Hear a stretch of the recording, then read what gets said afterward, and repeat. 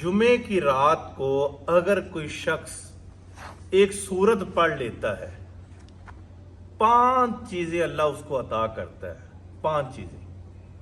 Number 1، وہ کبھی مقروض نہیں ہوتا. اگر کوئی شخص یہ سورت جمعرات اور جمعے کی درمیانی شب کسی بھی وقت، عشاء کے بعد پڑھے، تہجد کے وقت پڑھے، کسی بھی وقت پڑھے.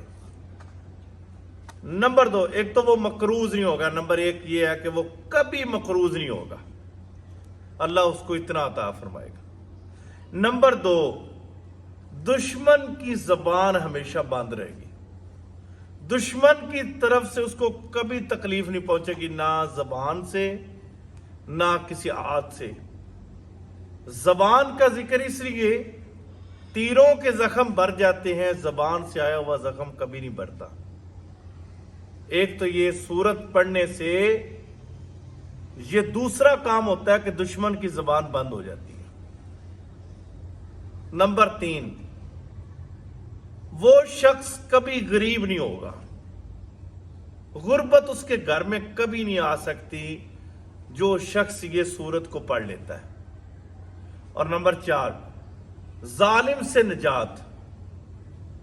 ظلم کرنے والے اس کے آس پاس سے بھی نہیں گزریں گے، اس کو کبھی بھی اس ظلم نہیں ہوگا اس پہ. اور نمبر 5، حفاظت حمل کے لیے جو عورت، جو مرد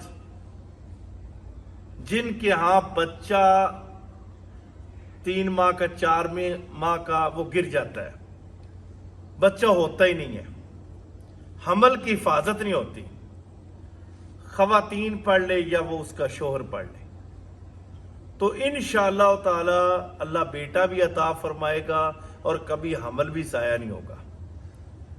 اب وہ کون سی صورت ہے کہ 5 کام یہ اور 6واں کام فتنہ دجال سے بھی بندہ محفوظ رہے گا.